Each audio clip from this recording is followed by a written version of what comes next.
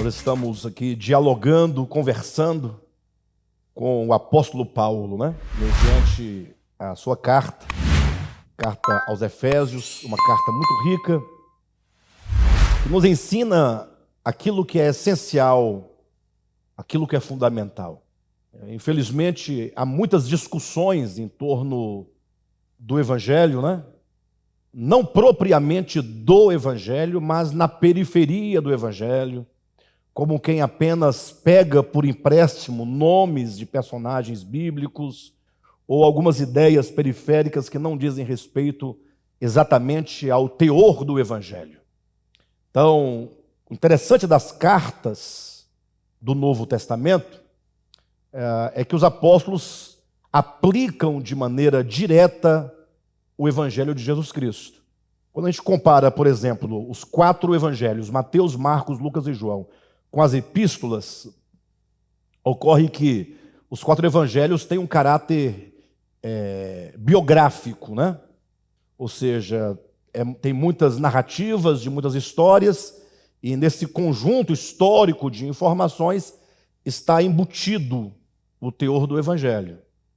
Então, quando vamos para as cartas, para as epístolas, acontece que nós não temos esse contexto histórico de acontecimentos biográficos acerca do viver de Jesus, das circunstâncias que levaram Cristo a fazer assim ou daquele modo, a dizer assim ou de outro modo, mas nós temos a aplicação do Evangelho, do cerne do Evangelho, diretamente à igreja.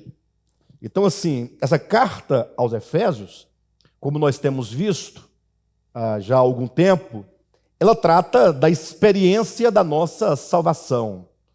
O olhar do apóstolo Paulo começa desde a eternidade passada, como quem reconstrói a origem da nossa salvação, que é o próprio Deus, apresentando como que Deus, de antemão, está no capítulo 1, já havia estabelecido um supremo propósito que diz respeito a nós, os eleitos de Deus, aqueles a quem Deus elegeu, predestinou para o cumprimento de um supremo propósito.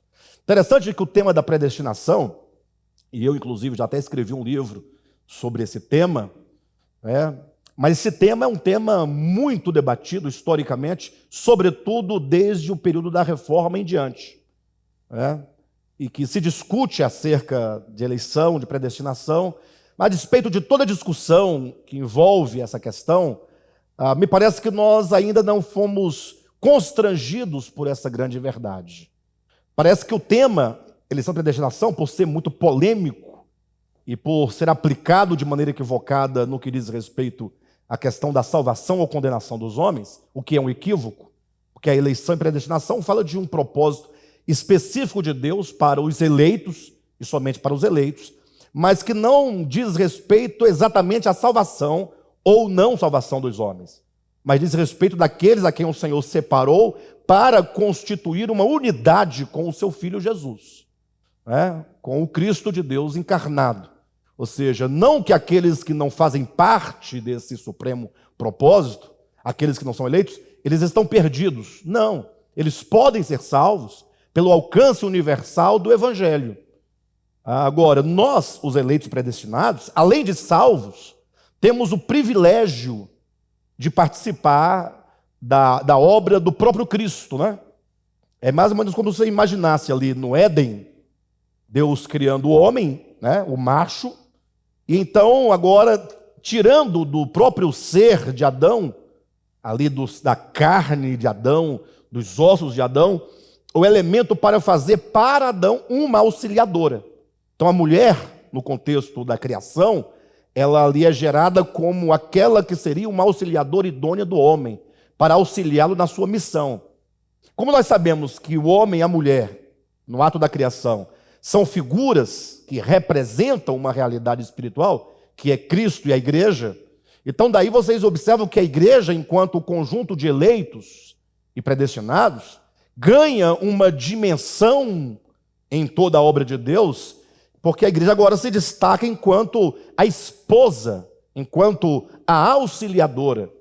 Daí os irmãos imaginarem que o Cristo de Deus tem uma obra, a sua obra, imagine, de encarnação, no seu viver humano, a sua morte de redenção na cruz do Calvário, a sua ressurreição, sua ascensão, sua entronização, sua exaltação, e agora conquistando todo o reino que for usurpado de volta ao Pai, e agora sabendo nós que Deus nos escolheu, esse é o supremo propósito, para estarmos aqui lado a lado com Cristo, com a sua noiva, a sua esposa, para contribuir nesse trabalho de reestabelecer o reino de Deus de volta, que for usurpado, reestabelecê-lo em toda a terra.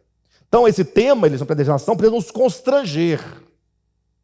A epístola de Paulo aos Efésios, de algum modo, nos constrange, como quem dissesse, olha, veja só o tamanho da graça de Deus a nosso favor. Como que Deus, na sua graça e na sua misericórdia, nos amou eletivamente, com um amor especial, para agora nos trazer para si e nos fazer essa cooperadora, essa adjuntora do próprio Cristo. Por isso que Paulo vai dizer na epístola aos Efésios, capítulo 1, que ele cumpria ou ele completava no seu próprio corpo, na sua própria existência, o restante dos sofrimentos de Cristo a favor do seu corpo, que é a igreja.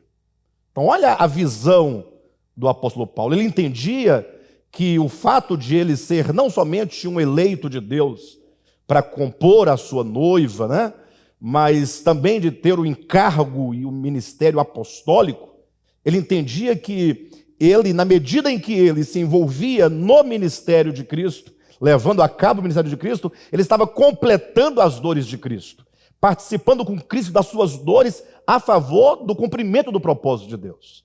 E nós não somos diferentes.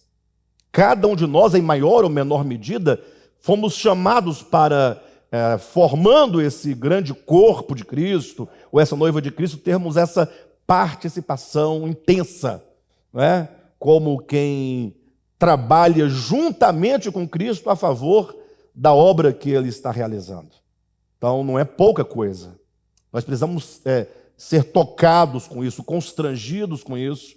E essa visão, como diz o amor de Cristo nos constrange, essa visão que vai nos impulsionar, vai ser em nós o combustível para nós levarmos a sério a vida cristã. O século XXI, ele é marcado por um grande desdém dos cristãos em relação à sua própria missão. Talvez por falta de compreensão do significado de ser um eleito e predestinado. Pela falta de compreensão do significado de ser um membro do corpo de Cristo. Pela falta de compreensão de visão espiritual, da cosmovisão, do significado de ser noiva, do ser corpo de Cristo. Imagine que se qualquer um de nós aqui fôssemos convidados pelo governo atual, sem nenhuma discussão nos méritos da política atual, mas por ser uma pessoa importante, o governo dos Estados Unidos ou de um outro país importante, imagine só te mandando um convite especial para você colaborar com a sua administração. Não seria algo grandioso a ponto de as pessoas falarem, puxa, olha, o governo de tal país me convidou para estar à sua direita, na sua economia, na sua administração. Não é uma coisa assim muito bacana? Fala a verdade. As pessoas se conformam com pequenas coisas, né? Em igrejas evangélicas, por falta de visão espiritual, quando a esposa do pastor pede para as irmãs levarem suas bolsas no final do culto, elas já ficam assim, extasiadas, né? Levei as bolsas da esposa do pastor. Isso acontece demais da conta, vocês sabem disso. Não aqui, mas acontece. Aqui os irmãos não sabem nem quem é a esposa do pastor, com exceção de meia dúzia de pessoas, né? Mas agora, sim, mas indo agora para o grande exemplo, o supremo exemplo, saber que Deus chamou o Vitor, pensou? Chamou o Emanuel, chamou o Cleiton, cada um, o Joel, chamou pelo nome de maneira pessoal para nos assentar à sua direita, no sentido de, juntamente com Cristo, levarmos a cabo o seu propósito. sendo nós primeiramente trabalhados pelo propósito divino, para então servirmos de junta de suprimento para o corpo de Cristo, para alimentar outros, para iluminar a outros. Olha a importância quando Jesus fala: vós sois o sal da terra, vós sois a luz do mundo. Isso é muito grandioso, né? Então, quando essa visão nos ganha, quando nós compreendemos a dimensão disso, tudo em nós muda no sentido da nossa disposição. Eu falo isso, aqui não é nenhuma invenção, eu estou apenas realçando o que está no capítulo 1 de Efésios. Dê uma olhada. Eu vou ler a partir do versículo 15, tá? Por isso também eu. Esse por isso. Então tem algo anterior, não tem? O que se vê nos versículos anteriores é o plano de Deus quanto à eleição e predestinação de que estamos falando. Por isso, diante dessa grandeza, né? Por isso também eu, o apóstolo Paulo, tendo ouvido a fé que há entre vós no Senhor Jesus e o amor para com todos os santos, não cesso de dar graças por vós, fazendo menção de vós nas minhas orações. Então Paulo orava pela igreja. 17, para que o Deus de nosso Senhor Jesus Cristo, veja, o Pai da glória, vos conceda espírito, ou melhor, vos conceda espírito de sabedoria e de revelação. Ou seja, é preciso que nós vejamos algo, né? E de revelação no pleno conhecimento dele, iluminados os olhos do vosso coração para saberdes. Então olha como ele está chamando a atenção nossa para o fato de que é preciso que nossos olhos do coração sejam abertos para ter uma compreensão. Se você ganhar a compreensão da dimensão daquilo que opera em nós por meio da escolha divina, isso vai mudar o nosso viver. E olha que tipo de compreensão, ou a respeito de que ele fala. Iluminados os olhos do vosso coração para saberdes qual é a esperança do seu chamamento, qual a riqueza da glória da sua herança nos santos, e qual a suprema grandeza do seu poder para com os que cremos, segundo a eficácia da força do seu poder, o qual exerceu ele, Deus, em Cristo, ressuscitando-o dentre os mortos e fazendo-o sentar à sua direita nos lugares celestiais, acima de todo principado e potestade, e poder, e domínio, e de todo nome que se possa referir, não só no presente século, mas também no vindouro, e pôs todas as coisas debaixo dos pés, e para ser o cabeça sobre todas as coisas, o deu à igreja, a qual é o seu corpo, a plenitude daquele que a tudo enche em todas as coisas. É isso que nós estamos colocando. Imagine só, Deus, no seu eterno poder, ressuscitando a Cristo dentre os mortos, para torná-lo o homem por excelência, o cabeça de um corpo que é a igreja, debaixo dos pés de quem Deus coloca todas as coisas. A igreja, ou seja, os eleitos predestinados, quanto o corpo de Cristo, a plenitude daquele que enche todas as coisas. Então, essa visão espiritual, capítulo 1 é como o combustível. É como que Paulo dissesse: eu vou começar essa carta trazendo aqui a grandeza do supremo propósito para injetar essa verdade nos eleitos de Deus, para que, vendo eles a dimensão do propósito do qual eles fazem parte, para o qual foram chamados, eles possam então agora atender a todos os apelos do Evangelho. Ou seja, que apelo é esse? Capítulo 2, experimentarmos a obra de redenção, no sentido de irmos à cruz, para que na cruz tudo o que não é Deus seja aniquilado. Na cruz, todas as coisas que não é a realidade tem que ser aniquilada. Olha o que diz no capítulo 2, desculpe-me, amados, versículo 16. E reconciliar-se ambos, no caso judeus e gentios, em um só corpo com Deus, por intermédio da cruz, destruindo por ela a inimizade. Olha, como diz o texto, né? Reconciliando em um só corpo com Deus. Um só corpo com Deus. Na cruz, o que resta é que todos somos constituídos uma unidade com Deus. Deus é a realidade de todas as coisas. E quando se vai à cruz, portanto, tudo o que não é real, que não é a realidade, que não é Deus, é destruído. A cruz é o instrumento divino de aniquilação de tudo aquilo que não é real. E o que não é real é a ilusão do ser, é o ego, onde tudo é destruído. Então, não há como nós provarmos, experimentarmos o supremo propósito do capítulo 2 sem a cruz. A cruz é o que nos possibilita. A cruz é o agir divino dentro do homem, de modo a destruir nele toda a operação das trevas, todo o domínio das trevas. Que domínio é esse? É o domínio do engano, é o domínio da mentira. A maneira como Satanás usa para escravizar o povo, o homem, para desviá-lo do propósito de Deus, não é usando a força dunamis. No grego, a palavra dunamis significa o poder de uma grande dinamite, de uma poderosa dinamite. Então, não é pela força de um braço, de uma energia, que o homem é levado para longe de Deus.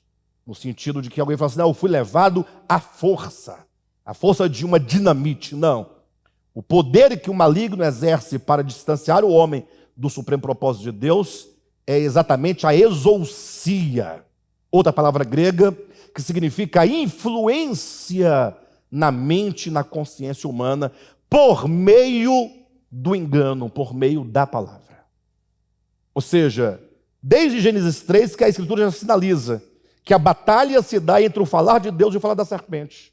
São dois ministérios que no Apocalipse é entendido como sendo o falar do Deus Trino, o Pai, o Filho e os 7 Espíritos de Deus, contra o falar do anticristo, do dragão e do falso profeta, a trindade satânica. Então, a grande questão é que o homem, esse ego do homem, toda a força que o impede de ir a Cristo, de ir à verdade, é um poder de sedução por meio do engano. Opera na consciência e na mente humana. Por isso que o ministério, como que a locomotiva da economia de Deus, conforme Paulo diz em 1 Coríntios capítulo 12, é o ministério apostólico, é o ministério da palavra. É a palavra apostólica, a palavra profética e a palavra de ensino dos mestres. São os 3 primeiros fundamentos de dons ministeriais dados à igreja. Ou seja, a igreja está constantemente o quê? Falando. Deus está falando por meio da igreja e falando à igreja. Então, o falar de Deus, a mensagem de Deus, a pregação do verdadeiro evangelho é o instrumento de Deus de nos libertar de toda palavra enganadora, de toda mentira, de toda sedução. Daí, já logo se percebe que o homem ele é exatamente o produto daquilo que ele ouve. Nós somos formados. Observa que todos os campos da existência humana se dá por meio da fala, por meio da linguagem, por meio da comunicação. Por isso se entende hoje em dia que quem tem o dom da linguagem, da oratória, ou tem o domínio, esse tem o poder de conquistar. Se conquista muito mais pela palavra do que pela qualquer outro tipo de força. De modo então que o capítulo 2 nos convida à cruz. E na cruz tudo isso é desfeito. Tudo isso é anulado pelo poder da palavra. Não é? O capítulo 3, capítulo seguinte, fala então sobre a questão da revelação. Capítulo 3, quando nós lemos, o apóstolo Paulo, do versículo 1 até o versículo 21, está constantemente falando que Deus revelou o que outrora estava oculto. Então, o que nós precisamos? Ou de que nós precisamos? De revelação. O que é a revelação? Não é a informação da palavra. Nós vemos muitas pessoas que têm a informação da palavra. Inclusive, um dos primeiros estágios pelos quais passam aqueles que têm o contato com a verdade de Deus é o estágio do conhecimento e não da revelação. É aquele estágio em que as pessoas, por conhecerem um tanto de coisas interessantes da economia divina, acabam caindo no orgulho do conhecimento.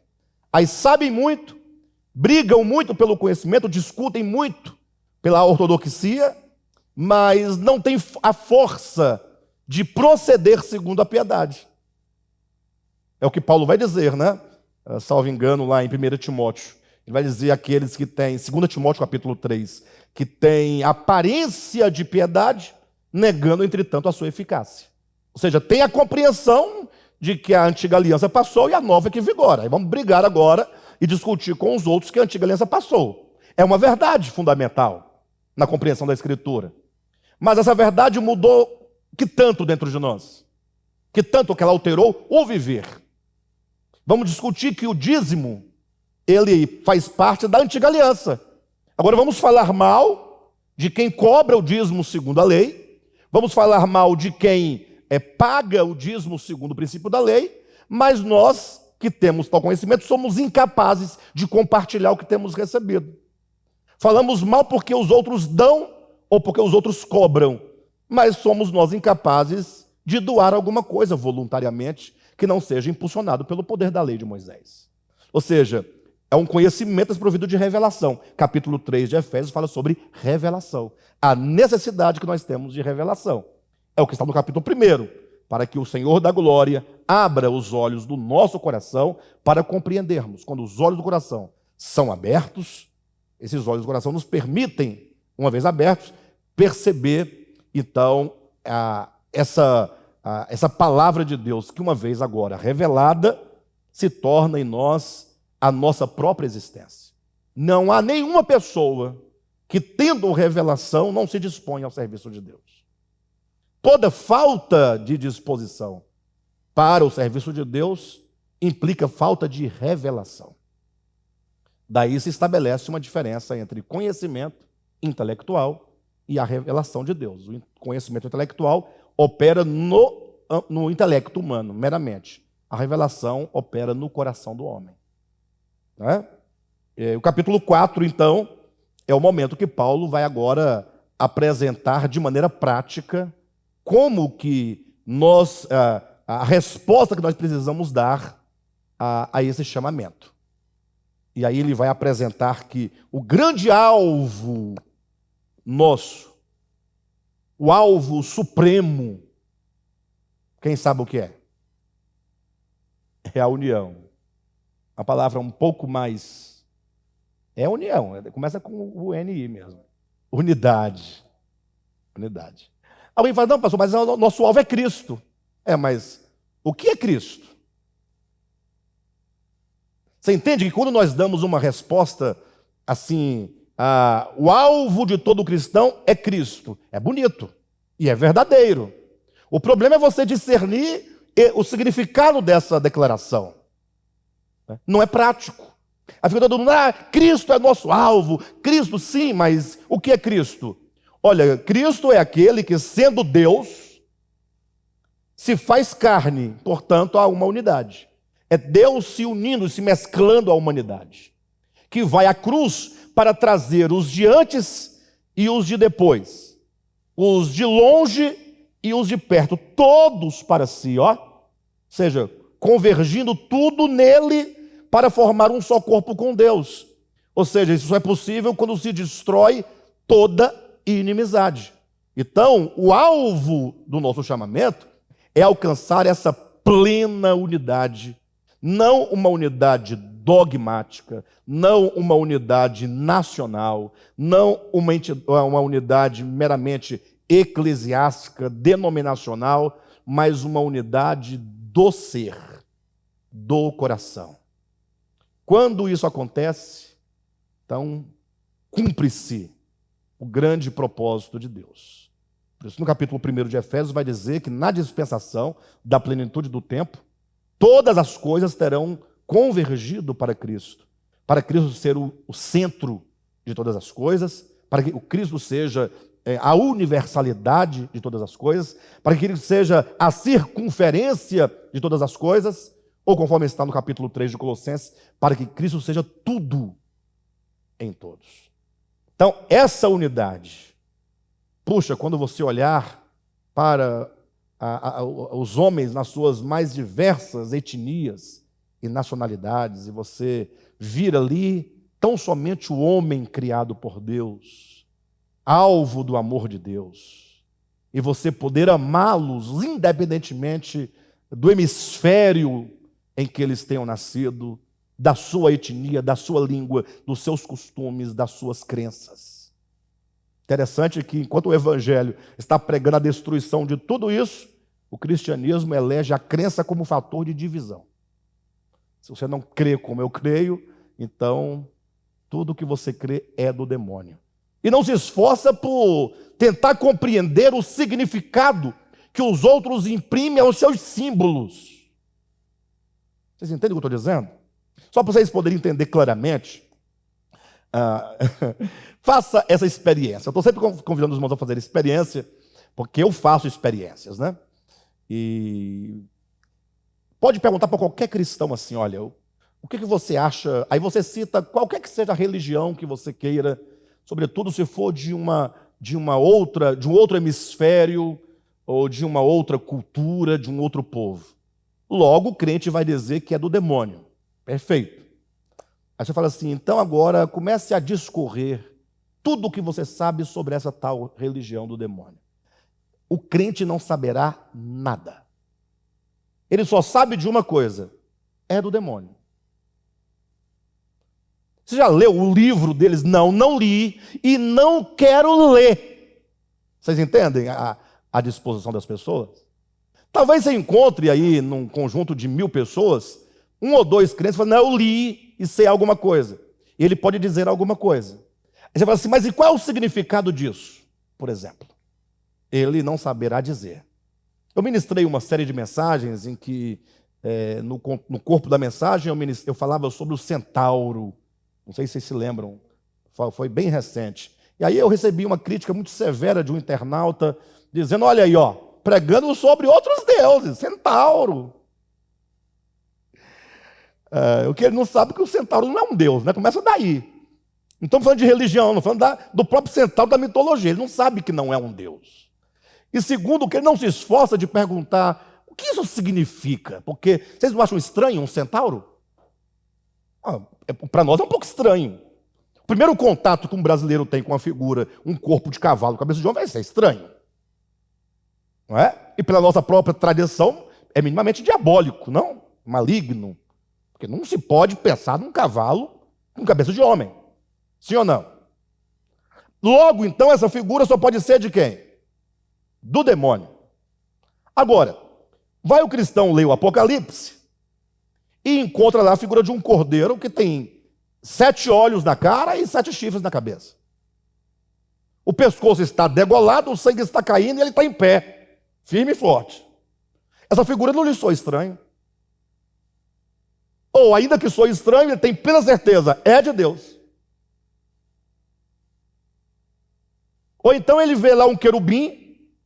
O que nos é estranho é que aqui, pelo menos na nossa experiência, pato, marreco, galinha, passarinho, gavião, tudo só tem 2 asas. Lá tem 6. Já não é estranho 6 asas? 3 pares de asas é estranho. O pior é que as asas, por dentro e por fora, estão cheias de olhos. Não sou estranho para você também isso? Eu não estou criticando, eu estou criticando o fato de se criticar uma imagem que não faz parte desse conjunto de escritura pela nossa própria ignorância de não querer saber. Não estou nem dizendo que é certo ou que é errado. É o nosso não querer saber, é o nosso não se interessar pelo outro, porque existe uma parede religiosa já estabelecida. E esse querubim que tem 6 asas, eu coloquei mais uma, tá vendo? Que tem 6 asas, né? Cheia de olhos por dentro e por fora. Ninguém já imaginou um olho numa asa. Mas não é um olho, são centenas de olhos. Eles têm 4 rostos. Não é estranho? Mas se fosse 4 rostos humanos, até que dava, mas não. É uma cabeça de águia para frente, uma cabeça de boi para trás, uma cabeça de homem para o lado, e a cabeça de leão para o outro. Interessante, não? Não, mas aqui é divino. Pastor, você quer dizer que tudo é divino? Não, nós estamos falando da parede de separação, da divisão que nós estabelecemos, simplesmente porque nós ignoramos e não queremos saber. Só isso. Isso é o tanto que o nosso ser, o nosso ego, é perverso. Então, Paulo vai dizer que o alvo é a unidade, ou seja, quebra-se todas as paredes, seja ela qual for, e Cristo fez isso quando ele reduziu toda a Torá. Olha a coragem do Cristo de Deus encarnado. Ele reduziu, não, ele resumiu, ele sintetizou toda a Torá e os profetas a um mandamento: o amor. Ou seja, o cumprimento da Torá e dos profetas é o amor, a despeito dos símbolos, dos rituais, de tudo. A unidade nos levará a olhar o outro na sua essência. Ah, mas esse mais não nos pertence, pertence ao eterno, porque ele sabe de todas as coisas. Agora, essa unidade, portanto, que é o nosso alvo, ela é exemplificada na figura de um corpo no capítulo 4, na figura de uma noiva no capítulo 5, na figura de um exército no capítulo 6 de Efésios. E quando o apóstolo Paulo fala sobre o corpo, ele vai dizendo de maneira bem clara, bem específica, o que não deve haver no nosso ser enquanto membros desse corpo. Ou seja, capítulo 4 e pelo menos no início do capítulo 5, antes de ele entrar aqui para a questão da noiva, né? Ele está estabelecendo uma série de comportamentos e de procedimentos que são provenientes do ego, provenientes do pecado, provenientes dessa visão equivocada, essa pseudo-visão que nos escraviza, nos separa, nos faz seres egoístas. Capítulo 5 de Efésios, dando continuidade, nós paramos exatamente no capítulo 5, versículo 1, lembram? Quando diz assim, olha, sede, pois, imitadores de Deus como filhos amados, e andai em amor, como também Cristo nos amou e se entregou a si mesmo por nós, como oferta e sacrifício a Deus em aroma suave. Se os irmãos observarem, nós temos que olhar a Escritura com bastante critério. Veja que no capítulo 4, nos versículos 22 a 24, Paulo fala sobre o despojamento do velho homem e sobre o revestimento do novo homem. Ou seja, é um processo de desconstrução e um processo de construção. Destrói-se no sentido de despir-se de tudo que é do velho homem, para então agora reconstruir no entendimento, um novo entendimento, uma nova visão, para termos um viver totalmente diferente. Esse é o processo que nos leva até a unidade. Despir-nos do velho homem e revestirmos do novo homem. De modo então, que no versículo 25 em diante, só citando, o versículo 25 ele fala sobre a mentira, 26 sobre a ira, 27 sobre o dar lugar ao diabo, 28 sobre o furtar, 29 sobre a palavra torpe, não é? No 30 sobre o entristecer o Espírito Santo, no 31 sobre a amargura, sobre a cólera, sobre a ira, sobre a gritaria, sobre a blasfêmia. Veja como que esse ego se manifesta em múltiplas formas. E ao apontar então o apóstolo Paulo para o novo homem, que é o oposto de tudo isso, ele simplesmente diz, olha, antes de tudo, versículo 32, sede uns para com os outros benignos, compassivos, perdoando-vos uns aos outros, como também Cristo, Deus em Cristo vos perdoou. Sede, pois, imitadores de Deus como filhos amados e andai em amor. Então veja que ele coloca poucas coisas, não é? Porque o amor vai se revelar enquanto bondade, enquanto aquilo que é bom, aquilo que é o bem, a disposição de perdoar, que é uma expressão do amor. É muito simples. Mas logo o apóstolo Paulo retoma o problema do pecado. Veja que Paulo trabalha intensamente a questão do pecado e trabalha muito pouco a questão da essência, que se sintetiza em atos de bondade, de benignidade, de perdão e amor. Quando ele retoma novamente ao problema do pecado, é porque isso é muito intenso dentro de nós. O engano é muito intenso, o engano é muito forte. E você é testemunha, eu sou testemunha, de que o homem gosta muito mais do engano do que da verdade. Tudo que engana, até quando o homem sabe que é mentira, ele gosta. Ele se deleita na mentira, no engano. Seja numa piada que não tem nada, ou seja numa novela, seja num futebol. Vocês observaram? Vamos exemplificar. Que tanto nós temos à disposição de uma conferência de 7 dias, de domingo a domingo, intensamente. 2 horas de palavra no domingo, 2 na segunda, 2 na terça, 2 na quarta. Ah, pastor, para.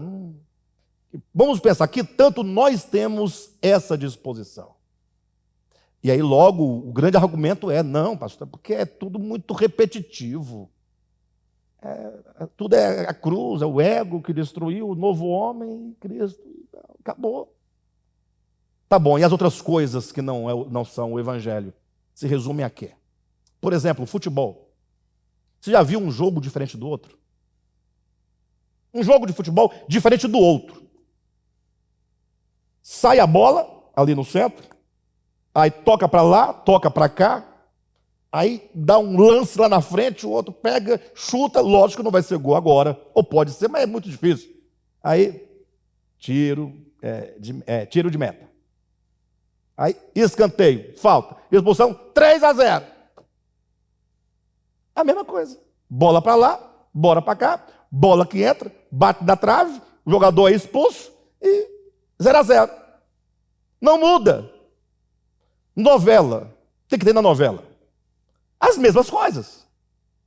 É o fulano que traiu o cicrano, é o beltrano que tem problema com o outro, que rouba a empresa do outro. Não muda, tudo é uma coisa só, toda novela é igual. Os acontecimentos são os mesmos, os temas são os mesmos. Mas nós gostamos porque tudo isso nos domina, nós temos prazer naquilo que é igual, no caso da mentira. Ora, a verdade, não, tá bom, é suficiente, já compreendi, está tudo entendido. Por isso que o problema do pecado enquanto engano, isso é muito intenso dentro de nós, muito intenso. O apóstolo Paulo, portanto, ele gasta tempo para esmiuçar, para detalhar, para demonstrar em todos os seus aspectos e nuances como esse problema do pecado se manifesta no homem. Versículo 3 do capítulo 5, ele continua dizendo, e aqui na minha Bíblia, nessa versão, traz lá em cima o título, né, o fruto da luz e as obras das trevas. Diz, mas... Esse mas contrapõe tudo o que ele dirá com a benignidade, o ser compassivo, o perdoar e o amar. Mas a impudicícia e toda sorte de impurezas ou cobiça nem sequer se nomeie entre vós, como convém a santos, né? Eu falava essa semana com um grupo de irmãos, acho que eu não queria, mas não vou poder abrir agora essa temática, porque ela é muito complexa do ponto de vista mesmo da tradição religiosa, né? E eu não quero deixar ninguém na dúvida, né?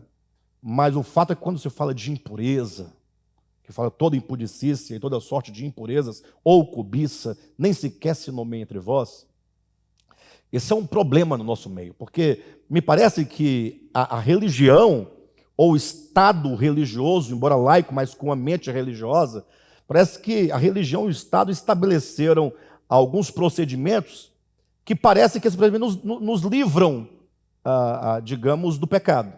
Por exemplo, um jovem deve, para que ele não tenha nenhuma impureza, nenhum tipo de relação impura, ele tem que se casar. Então ele se pega a moça ali, vai ao cartório, e aquele papel, aquele documento que ambos assinam, parece que aquele documento dá a eles um estado de pureza. É como se esse papel garante a pureza e a integridade do coração nessa relação, o que não é verdadeiro. O papel tem uma importância para o Estado, não para Deus. O que há de perversidade, de impureza, dentro do casamento, na relação, costumo dizer que há muita prostituição dentro do casamento. Mas como assim? Se eu me casei, não pode ter prostituição. Aí vão dizer, prostituição é o jovem lá que está com a moça lá. Não tem o papel, não se casou, sobretudo no civil, ali tem um problema, aqui não. O problema é que a prostituição é uma moeda de troca, é quando há uma moeda de troca, mesmo tendo 10 certidões de casamento para um único casamento. Essa é a grande questão. Isso por quê? Porque há uma relação íntima em que o que se estabelece ali é o meu ego. Quando você coloca o ego à frente, e esse ego impõe qualquer condição que seja para a sua própria satisfação, aí ocorre nesse momento um ato de prostituição. O que seja que nós precisamos rever todo o nosso comportamento a partir de uma visão orgânica e não a partir de uma visão dogmática. Imagine que a uma igreja anterior, da qual participei, havia um casal, uma irmã casada com seu marido, obviamente, há 35 anos, à época, e ele era um homem muito bruto, muito ignorante, ele não queria se casar no civil com a irmã. Porque ele também não queria saber de igreja, de compromisso, de vínculo com nada, né? Mas era marido dela, esposo, se conheceram jovens, né? Um rapaz, uma moça, se juntaram ali e viveram uma vida conjugal, tiveram, salvo engano, 3 filhos, ou são 4, não me recordo bem, mas o fato é que já tinha 4 décadas de casamento, de união, ali vivendo como marido e esposa, mas essa irmã era privada de batizar nas águas, por causa da condição dela. E não podia participar do partir do pão. Ou seja, ela era vista como impura. Vocês entendem, não? Aí me colocaram para ir à casa dela resolver o problema com o marido dela. Aí eu fui, né? Falei para a importância do papel, né? Celulose, tudo, papel, muito importante. Ali, sinal, documento, tal. Aí ele falou assim, olha, que toda essa formalidade só interessava à igreja, não a ele.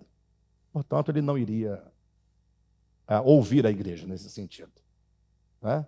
Daí, então, a irmã estava privada de viver uma vida comum na igreja, porque, no sentido religioso, ali havia uma impureza. A relação era, segundo a igreja, impura. Isso é um olhar dogmático. Onde está a impureza? Porque não assinou um papel? Pastor, o senhor está orientando as pessoas a se juntarem? Olha para a minha cara, peraí. Não confunda as coisas. Eu estou dizendo do que é uma visão dogmática e do que é uma realidade espiritual, orgânica, real, concreta. Lógico que nós, como bons cidadãos, em relação ao Estado, precisamos andar em conformidade com todas as nossas leis. Não é? Mas isso não faz de alguém, no sentido espiritual, puro ou impuro. Até porque Paulo vai ensinar que para o impuro, todas as coisas são impuras. Olha aí. E para o puro, todas as coisas são puras. O olhar de Paulo é um olhar orgânico da coisa. Então, quando nós lemos a Escritura, temos que buscar compreender o sentido espiritual que a Escritura quer nos trazer.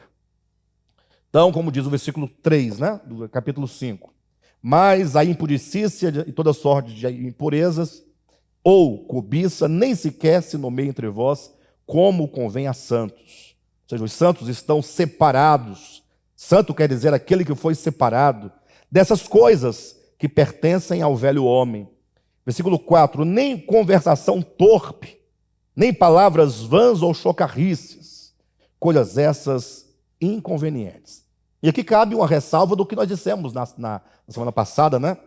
Porque conversação torpe, nem palavras vãs, chocarrice. Até é possível que esteja ali. Eu me lembro, nós éramos crianças, 3 meninos, 4 crianças conversando e rindo das coisas. Menino, criança fica sorrindo, tal, brincando, conversando. E aí, quando tinha irmãs lá, da igreja lá em casa, a gente não podia fazer isso, porque era visto como chocarrice. Então você não pode sorrir mais, você não pode brincar mais. Porque é chocarrice. Aqui está falando de comportamentos quando essas coisas elas são realizadas como ofensa ao outro. Essa é a grande questão. Até porque a maneira de você entender a natureza mais íntima do pecado, para que ninguém erre. Uma vez que pecado, hamartia, significa errar o alvo, então olha um conceito simples. Não tem como você errar o conceito de pecado. Se você entender que pecado é tudo e qualquer coisa que vai de encontro ao seu próximo. Se você fizer algo contra o seu próximo, seja o que for, se vai de encontro, é pecado. Se fere a honra, se fere a moral, se fere o direito, é pecado. Por mais que esteja todo amparado com sua legalidade. Então, é isso que o apóstolo Paulo está colocando, né? Versículo 4, nem conversações torpes, nem palavras vãs ou chocarrices, coisas essas inconvenientes. Antes, pelo contrário, ações de graças. Versículo 5, sabei, pois isto, nenhum incontinente ou impuro ou avarento, que é idólatra, tem herança no reino de Deus e de Cristo. Olha que coisa interessante. Essas coisas são os elementos que nos privam do reino de Deus. Ou seja, quando nós permitimos que o nosso coração seja ocupado por essas coisas, aqui ele está elencando outras coisas aqui, como ele coloca o incontinente, aquele cujo coração ele não se arrepende, ele não se converte, ele tem uma resistência contra a verdade, ou impuro, ou avarento, que é a idolatria. Nenhuma dessas coisas, todas essas coisas são um impedimento de que o homem tenha acesso ao reino de Deus. Quando nós falamos acesso, é importante nós considerarmos que não é um acesso do ponto de vista geográfico, de ambiente. Como é que os cristãos entendem? Se você é avaro, se você é impuro, então você não pode entrar no reino de Deus, como se o reino de Deus fosse um setor, um lugar com uma porta. Então daqui para lá você não entra, você vai ficar de fora daqui. E é assim que os cristãos, de maneira geral, entendem entrar no reino como, você não vai entrar por essa porta para lá.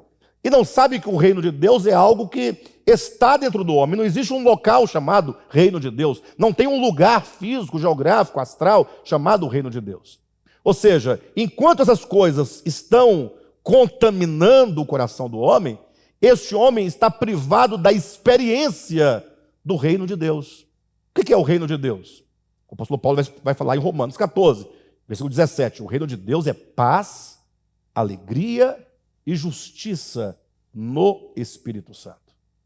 Ou seja, enquanto eu alimento e cultivo no meu coração a avareza, a idolatria, a impureza, a discórdia, todas as obras da carne, ou seja, eu estou vivendo no reino das trevas, eu estou vivendo no reino da carne, estou vivendo num mundo, enquanto uma consciência separada de Deus, num mundo anti-Deus, num mundo anticristo, num mundo contrário a Deus, num mundo contrário a Cristo.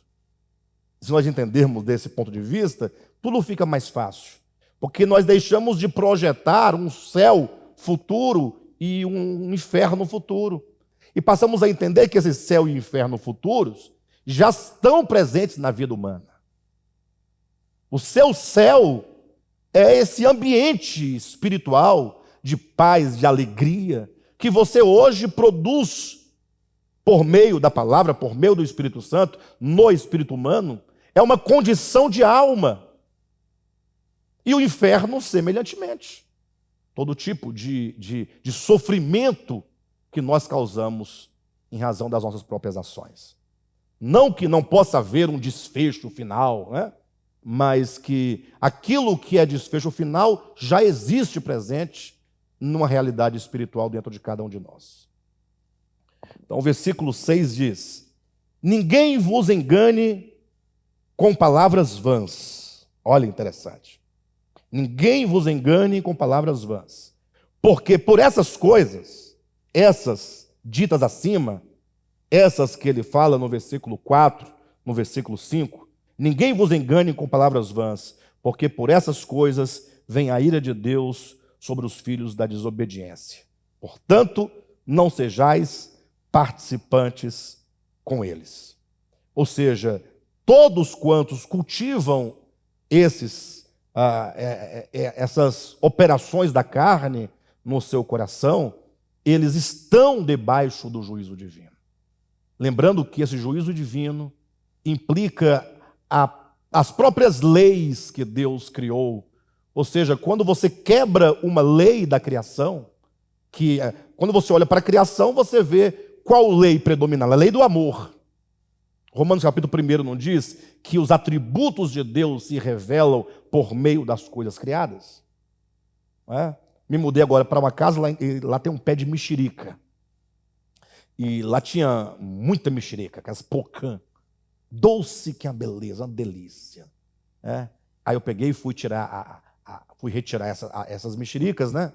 E aí a minha filha ficou achando interessante que eu me dirigi à mexeriqueira e dizendo: olha, eu vou retirar o seu fruto, tá? Mas vou tirar, não é para ofender você, é porque você foi feita para produzir frutos para nós. Eu expliquei para ela não se sentir violada.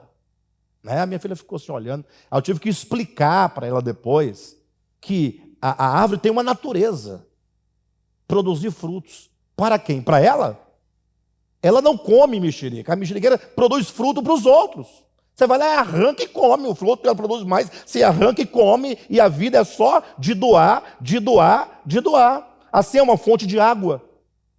Toda a criação de Deus é um eterno doar-se. É só o homem na criação que se apropria daquilo que não é seu e vende. E quer ganhar vantagem sobre isso. Vocês entendem a questão aqui dessa doação? Não é? Então, conforme diz o texto que nós acabamos de ler, imagine só, quando diz: ninguém vos engane para as por essa coisa vem a ira de Deus, é porque quando o homem fere essa lei que Deus estabeleceu, essa própria lei recai sobre o homem como juízo.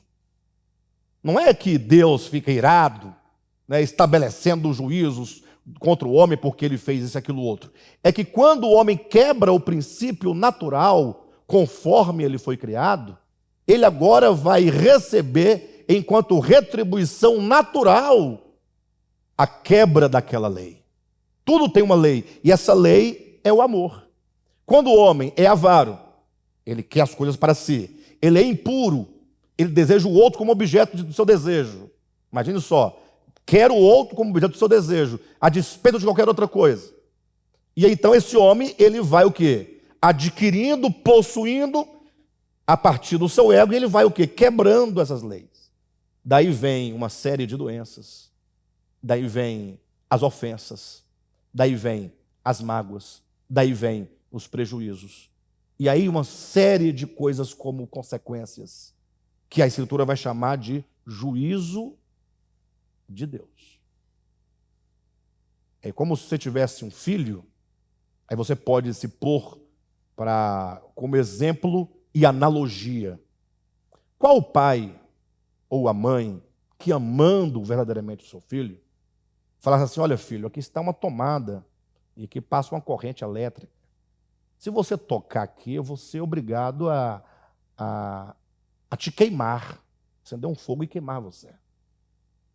E aí você está ali, o seu filho vai lá e começa a brincar, toca ali na tomada, né?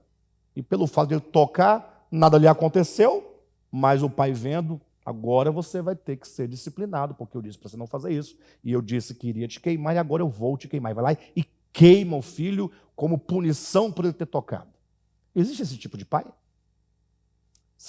Se o pai ama verdadeiramente o filho, e o pai tem o juízo no lugar, certamente não fará esse tipo de coisa. O que Jesus falou? Que se nós que somos maus sabemos dar boas dádivas aos nossos filhos, agora imagine o Pai Celestial. Então tome o Pai terreno por analogia. Agora, quando o Pai diz, filho, se você colocar as mãos nessa tomada, como passa uma corrente elétrica, você pode se ferir, porque isso aqui é perigoso.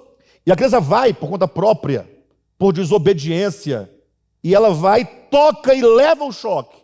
Esse choque não é uma consequência natural da sua própria desobediência? E o pai sente muito pelo filho. O pai sofre com a dor do filho, mas o filho, ele recebeu uma punição natural. Assim são os juízos divinos. Quando diz que sobre essas coisas, né? Versículo 6, né? Por essas coisas vem a ira de Deus sobre os filhos da desobediência, é esse tipo de juízo de que a Escritura está falando. Paulo explica essa verdade, esse princípio, lá na sua epístola aos Gálatas, quando ele diz que aquilo que o homem semear, isso também ceifará. Interessante nós pensarmos sobre essa questão dos juízos divinos e desse princípio que nós chamamos de juízo passivo. Porque interessante como que nós, seres humanos, nós temos uma preocupação demasiada. Chega a nos causar muito sofrimento, muitas doenças, uma preocupação com o futuro. O futuro nos massacra. Fala a verdade. Se tem duas coisas que nos matam diariamente, é o passado e o futuro. Se tem uma coisa que não nos interessa absolutamente, é o presente. A gente ri do presente. Carrega o passado nas costas e se preocupa com o futuro. Não é assim? Então o futuro nos massacra, ficamos preocupados o que vai ser, como será, se eu vou conseguir, se os meus filhos vão me abandonar, se eu vou parar num asilo, se eu vou ficar numa cadeira de rodas, se eu vou ter dinheiro suficiente para fazer isso ou aquilo outro, se eu vou me aposentar, se eu vou adquirir. O futuro está sempre ali intenso, que é a colheita. Futuro é colheita, sim ou não? O futuro é aquilo que você vai colher do que se planta hoje. Mas nós não estamos preocupados com a semeadura. Olha como nós somos contraditórios. Nos preocupamos demasiadamente com o futuro, que é a colheita, e ignoramos que o nosso futuro será o produto do que hoje nós semeamos em palavras, em ações, em atitudes, nos nossos relacionamentos. Porque se nós aplicarmos o Evangelho para viver o hoje, viver o Evangelho, isso não é uma barganha, isso é uma lei natural de Deus. Viver o Evangelho para que essa vivência da verdade divina dentro de nós, naturalmente nos fazendo pessoas, nos fazendo bons, não é? Nos fazendo pessoas benignas, mansas. Certamente isso, e nós estamos nos preocuparmos com hoje, isso vai nos levar a colher bons frutos, porque é algo natural. E não chame isso de lei da barganha, porque ninguém é capaz de fazer qualquer coisa com vistas a ganhar alguma outra coisa, se não cultivar o seu coração em bondade hoje. Você tem um coração mau, e você vai fazer o bem para ganhar, você não conseguirá. Fique tranquilo. É impossível. Impossível. É você querendo ser bom, não, é você querendo agir em bondade sem ser bom. Alguém dirá, pastor, mas bom só tem um. Isso é uma falácia, né? Não que não esteja escrito, palavras de Jesus, mas no contexto que Jesus falou, nada tem a ver com o que nós estamos falando aqui agora. Porque se a Bíblia diz que o fruto do Espírito é bondade, e se esse Espírito divino, cujo fruto é bondade, é um Espírito com o meu Espírito, aquele que se une ao Senhor é um Espírito com Ele, Se esses frutos em mim são a manifestação de Cristo por meu intermédio no meu viver, como é que é impossível que nós sejamos bons? Se o fruto do Espírito em nós é a bondade. Não é?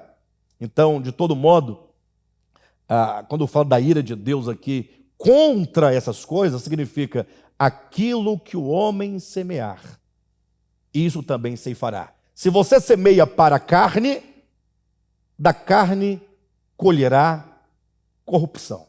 E aquele que semeia para o Espírito, do Espírito colherá vida eterna. Então, está estabelecido aqui o princípio, desse juízo de Deus enquanto uma lei natural da própria criação de Deus.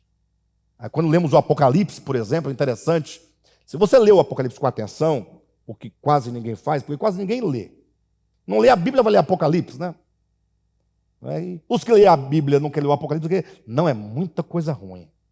Mas se você lê com atenção, observando, a primeira impressão que a pessoa tem, que é uma impressão forjada da tradição religiosa, é que Deus está no céu, olhando para a terra. Num dado momento ele fica tão raivoso, tão irado, porque a paciência dele se esgota, a misericórdia dele chega ao fim, que ele decide agora destruir os rios, os mares, as florestas, só para sacanear o homem. É um Deus vingativo assim, então tá bom. Então agora eu vou tornar as águas amargas dos rios, aí eu quero ver você beber água potável.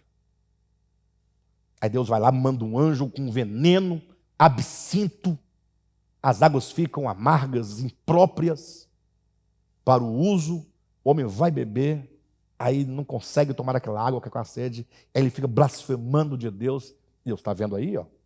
Talvez aí, você não quis. Essa é a impressão que o cristianismo tem do Apocalipse. Né? Mas veja, o próprio Apocalipse declara que o Senhor virá para destruir os que destroem a terra.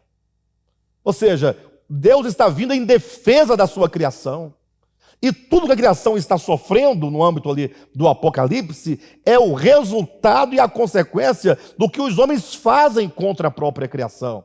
É uma criação que já não suporta mais a perversidade do homem. E Deus, então, no Apocalipse, vem em socorro do homem e em socorro da sua criação. Não viesse ele em socorro, tudo isso seria destruído para sempre. Então, os juízos ali são juízos como consequências da ação do próprio homem. Por isso que os irmãos perceberão que os juízos acontecem no âmbito do cosmo, no âmbito da criação.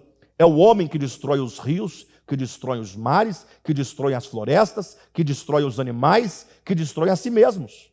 As ervas, as relvas, as plantas.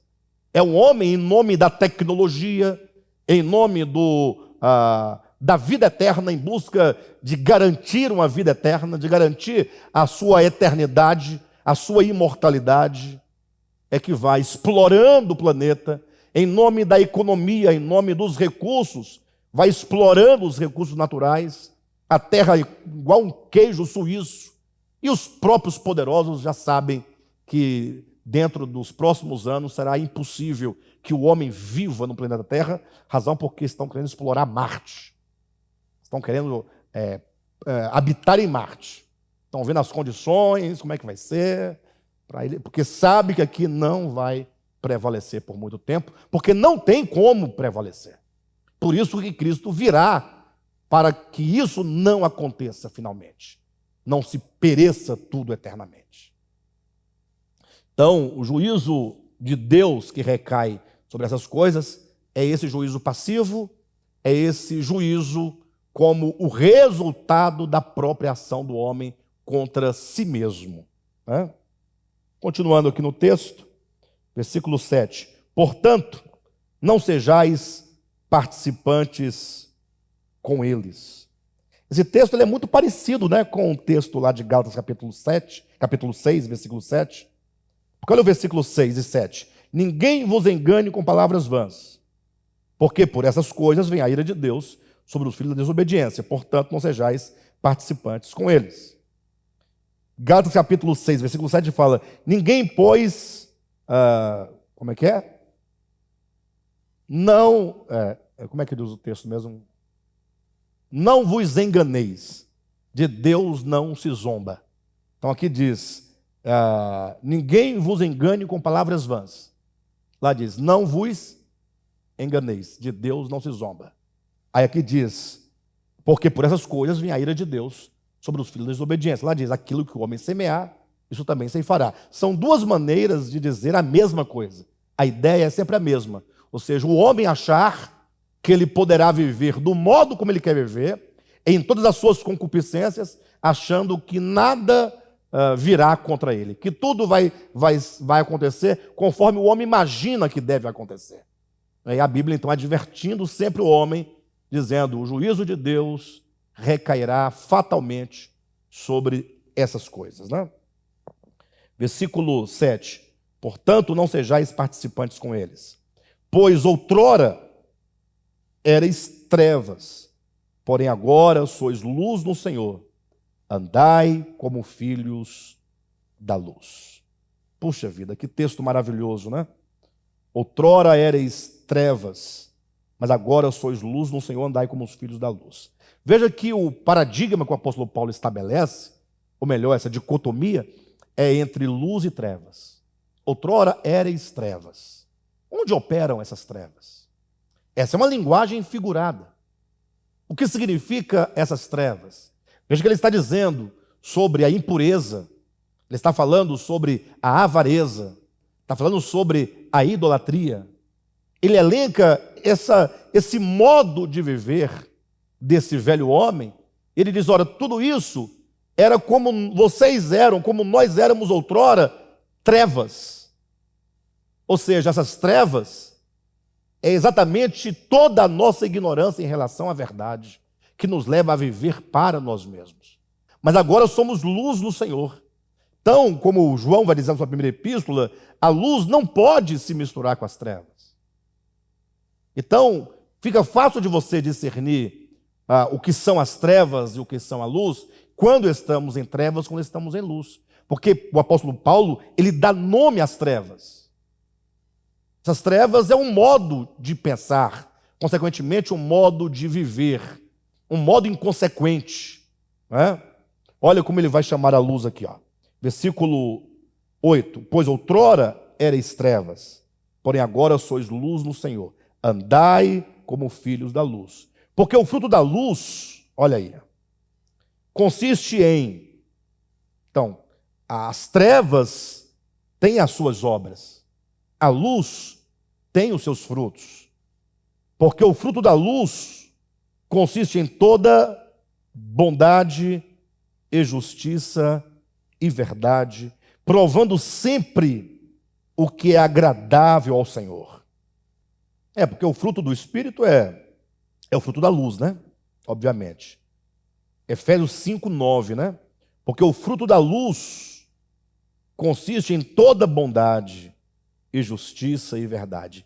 Essa é a vara de aferição de como nós andamos. Puxa, como o evangelho é simples, né?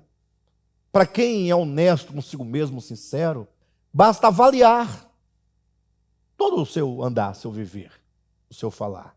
Se aquilo que você fala em verdade, tudo aquilo que você fala nas relações, cuidado.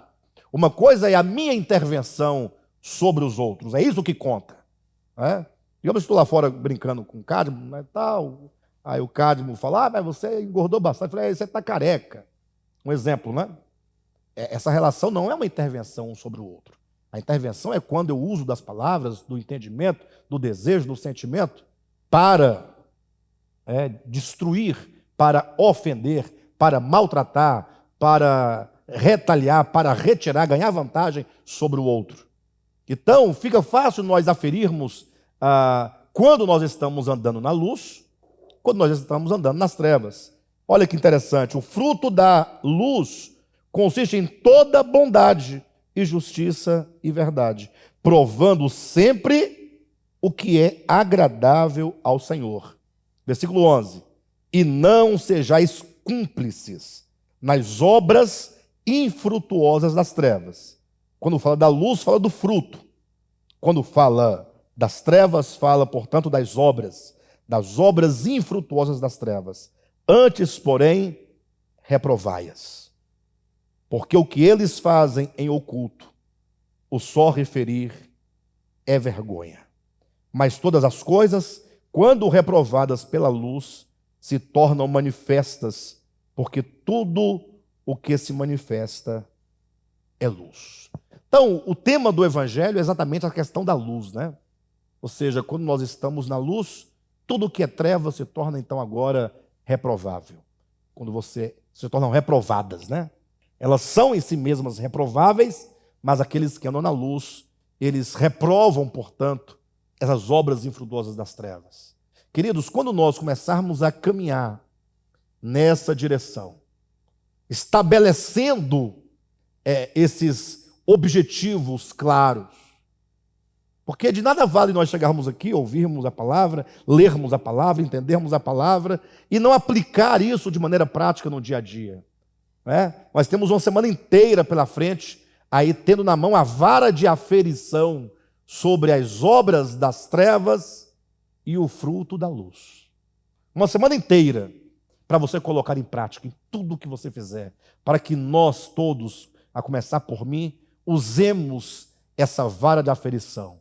Quais são, como identificar as obras das trevas e como identificar o fruto da luz. Tudo aquilo que é justiça, tudo aquilo que é reto, tudo aquilo que é a verdade, toda bondade reflete a luz do Senhor. Por isso que quando nós lemos 1 João, a epístola de 1 João, ela fala exatamente sobre a luz. João vai dizer que a essência do Evangelho, a substância do Evangelho, o cerne da mensagem de Cristo é: Deus é a luz e nele não há treva nenhuma. Olha como que João chegou a uma síntese básica do Evangelho.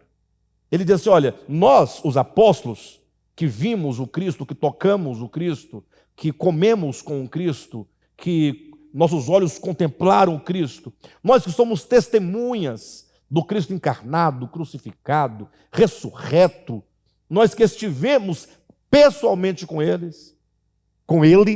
podemos agora falar para vocês que não estiveram com Ele, qual é a mensagem do Cristo. Qual é a mensagem? Deus é luz. E nele não há treva nenhuma. Então essa é a síntese do Evangelho. E qual o significado da luz? Aí então João vai usar 5 capítulos, sua primeira epístola tem 5 capítulos, para falar acerca dessa luz, que se manifesta como vida, como amor e como verdade. Luz, vida, verdade e amor. É isso, essa é a manifestação de Deus.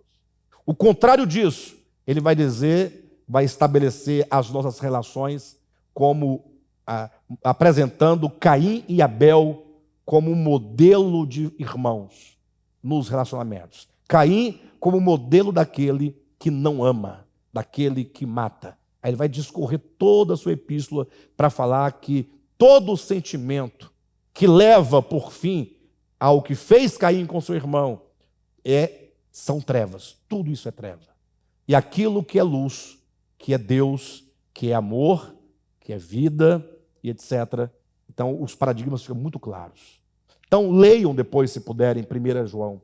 Leiam nessa perspectiva, que capítulo 1, versículo 5, apresenta a síntese.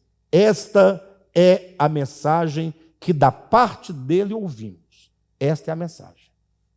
Deus é luz. Paulo está dizendo que a luz produz um fruto, que é toda bondade. Deixe-me olhar aqui, estou sem óculos. O fruto da luz, versículo 9, consiste em toda bondade e justiça e verdade, provando sempre o que é agradável ao Senhor. Então a vida do homem é a vida de andar na luz ou de andar nas trevas. O Evangelho é muito simples.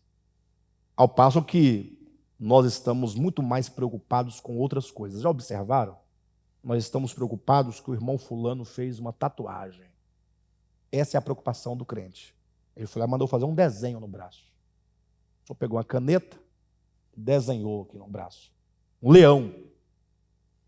Aí o crente está preocupado que o outro pecou porque fez um desenho de um leão, ou fez um coração, ou escreveu pai e mãe. Olha a preocupação do indivíduo. Agora, quanto às obras das trevas, disso ele nem conhecimento tem. E quanto ao fruto da luz, ele também não está interessado.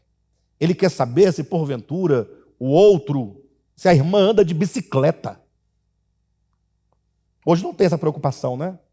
Mas na minha infância, agora olha a maldade da mente do ser humano. A irmã foi para a feira de bicicleta, vai comprar fruta, verdura. Mas o outro que condena a outra, olha o que ele deve estar pensando. Não é possível uma coisa dessa. Olha até onde chega a religiosidade do ser humano. É estranho. Aí está preocupado porque o outro abriu a reunião de boné sobre a cabeça. Ou seja, tudo que não diz respeito a nada se torna preocupação. Para quê? Para não permitir que o crente, que o homem, ele reflita na essência da verdade. Por isso que são doutrinas malignas e perversas, as doutrinas humanas, porque elas acabam impedindo com que o homem veja o que de fato ele precisa ver, aquilo com o qual ele precisa de fato se preocupar. Então, nosso labor, enquanto ministério, é exatamente esse: esquecer tudo o que não diz respeito à luz, tudo o que não diz respeito ao Evangelho, e focarmos nosso olhar naquilo que é essencial. O que a Escritura chama de treva é você tem uma relação grande de coisas que nos envolve diariamente.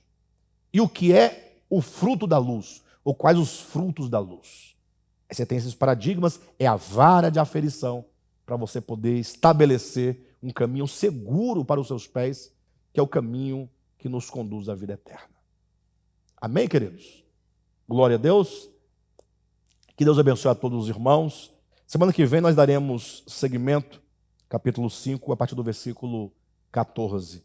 Eu oriento os irmãos que os irmãos aproveitem esse restante de semana, leiam 1 João nessa perspectiva da luz, tá bom? A luz, Deus é luz e nele não há treva nenhuma, como sendo a síntese do Evangelho, conforme diz João. Leiam, releiam esse capítulo 5 de Efésios e nós daremos seguimento na próxima semana, tá bom?